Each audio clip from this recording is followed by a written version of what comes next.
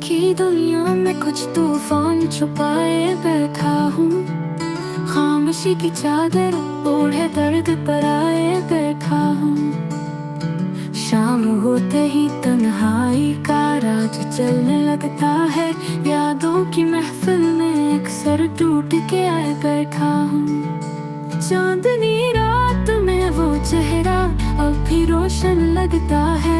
वक्त के आईने में ख्वाब सजाए बैठा हूँ।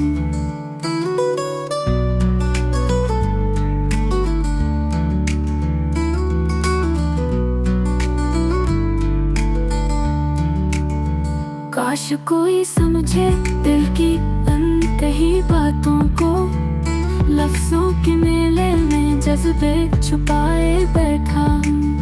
ख्वाब भी अपने नहीं, नींद भी रूठी हुई, फिर भी उम्मीदों का दिया जलाए बैठा हूँ। दिल को सुंदर कहूँ या सहरा की प्यास, दुख की नदी में खुद को बहाए बैठा हूँ। मिलने की आस में मौसम बदलते गए, फिर भी दरवाजे पे नजरें जमाए बैठा हूँ।